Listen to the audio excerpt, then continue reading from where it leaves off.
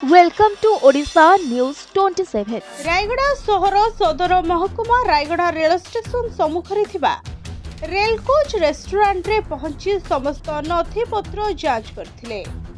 ଜିଲ୍ଲା ପ୍ରଶାସନ ଓ ପୌର ପ୍ରଶାସନ ପକ୍ଷରୁ ରାତି ପ୍ରାୟ 12ଟାରେ ରାୟଗଡ଼ା ଉପଜିଲ୍ଲାପାଳ କଲ୍ୟାଣୀ ସଂଘମିତ୍ରା ଦେବୀ, ପୌର ନିର୍ବାହୀ ଅଧିକାରୀ ସୌମ୍ୟରଞ୍ଜନ ମିଶ୍ର, ରାୟଗଡ଼ା ପୋଲିସ ଟିମ୍ ସେଠାରେ ପହଞ୍ଚି ସ୍ଥିତି ଅନୁଧ୍ୟାନ କରିଥିଲେ। ଏହି ସମୟରେ ରେଷ୍ଟୁରାଣ୍ଟ ବାହାରେ ରହିଥିବା ୟାର୍ଡରେ ମଦ ବୋତଲ ଓ ଗ୍ଲାସରେ ମଦ ରହିଥିବା ଦେଖିବାକୁ ପାଇଥିଲେ।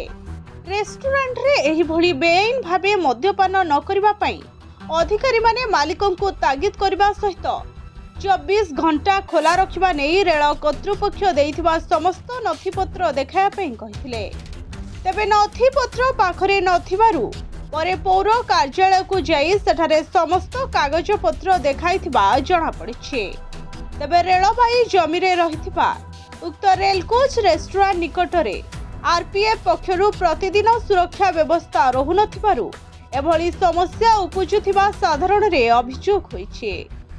ତେଣୁ ଏଥିପ୍ରତି ଆର୍ପିଏଫ୍ ପୋଲିସ ଧ୍ୟାନ ଦେବା ଆବଶ୍ୟକ ବୋଲି ସାଧାରଣରେ ଦାବି ହୋଇଛି।